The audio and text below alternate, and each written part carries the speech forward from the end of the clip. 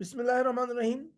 My dear friends, hope you are all fine. आज हम discuss करने वाले हैं डिसोसिएटिव आइडेंटिटी डिसऑर्डर के बारे में, जिसको हम मल्टीपल पर्सनालिटी डिसऑर्डर भी कहते हैं।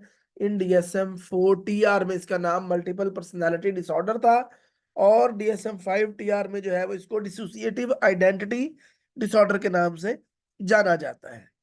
तो इसको हम थोड़ा सा देख लेते हैं, उसके बाद जो है वो इसके एक मेन क्रिस्प को देख लेते हैं, इसको इंट्रोडक्शन को देख लेते हैं।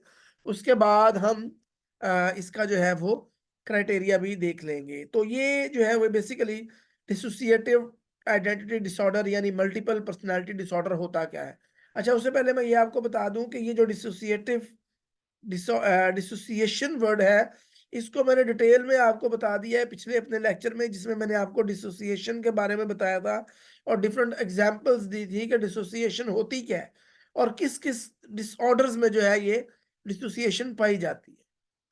तो आज हम बात करने वाले हैं डिसोसिएटिव आइडेंटिटी डिसऑर्डर की। तो पिछली वीडियो का लिंक जो है वो मैंने इस वीडियो में डाल दूंगा, तो डिस्क्रिप्शन में, तो आप उसको अगर देखना चाहें तो उसको भी देख लीजिएगा। The existence of to or more distinct identities या पर्सनैलिटी स्टेट्स।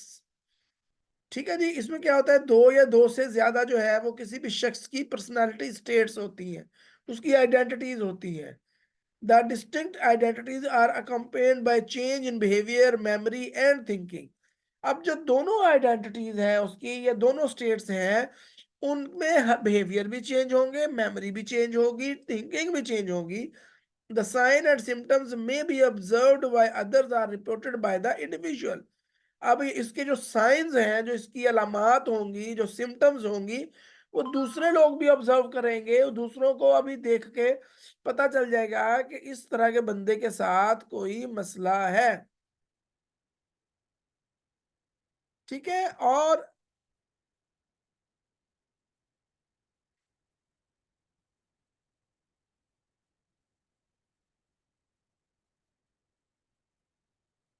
जब हम DSM-5 TR की या DSM-5 के क्राइटेरिया की बात करते हैं, अच्छा सॉरी, यहाँ पे हम थोड़ा सा एक और चीज को देखेंगे।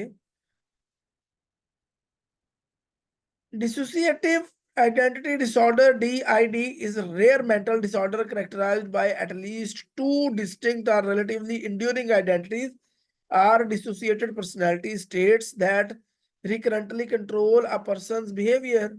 ठीक है जी, इसमें क्या होता है कि किसी भी शख्स की दो पर्सनालिटीज होती हैं। मतलब मैं हूं, अगर अगर मैं डिसोसिएटिव आइडेंटिटी डिसऑर्डर का शिकार हूं, तो मेरी दो पर्सनालिटीज होंगी, दो मेरी स्टेट्स होंगी।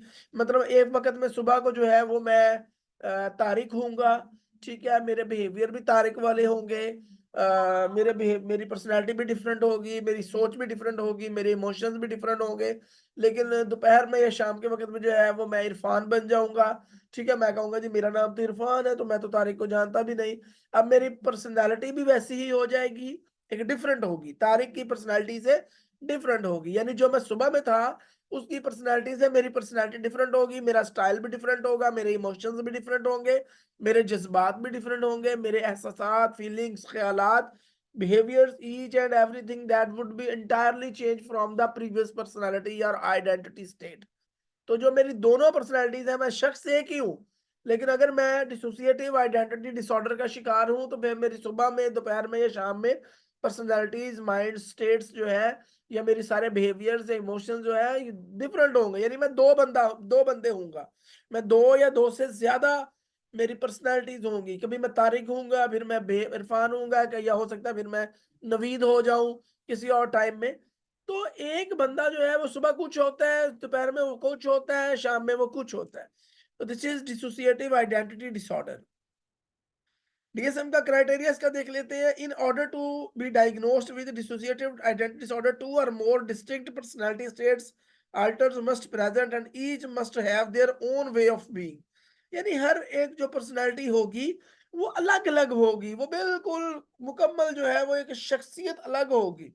अब मुकम्मल शख्सियत यानी कि must have their own way being, यानी उसका रहन सहन, तौर तरीके, स्टाइल, ईच एंड एवरीथिंग, सारे के सारे जो है वो इंटायरली डिफरेंट होंगे from first personality as well. The person must experience gaps in memory related to the certain events or personal information that cannot be accounted by for by ordinary forgetfulness. यानी कि उसकी जो memory होगी उसके कुछ events से related, कुछ personal information से रिलेटेड उसके अंदर गैप पाए जाएंगे। गैप पाए जाएंगे मीन कि वो वही बात कि सुबह को कुछ और होगा, उसको फिर वो सुबह वाली बातें याद नहीं होंगी, शाम वाली बातें याद होंगी। शाम को जब वो हो रहा होगा, जब सुबह दोबारा आएगी तो फिर उसको शाम वाली बातें याद नहीं होंगी, सुबह वाली बातें अपनी पर्सनैलिटी से रिलेटेड याद होंगी जो वो है उस वक़्त। अगर मैं तारिक हूँ, मेरी सुबह पर्सनैलिटी तारिक वाली है, तो मैं शाम को नवीद वाली मेरी पर्सनैलिटी हो जाएगी, तो फिर मैं तारिक वाली चीज़ें मुझे याद नहीं रहेंगी। और शाम में अगर शाम को दोबारा मैं खत्म होके सुबह दोबारा तारिक बनूँगा तो मुझे शाम को नवीद वाली बातें याद नहीं रहेंगी। तो 2 डिफरेंट पर्सनैलिटीज़ वो इंसान डिवाइड हो जाता है। सुबह कुछ होता है, शाम को कुछ होता है, तो वो जो एक दूसरे की जो खसूसियात है, मेमोरीज हैं, वो फिर याद नहीं रहती।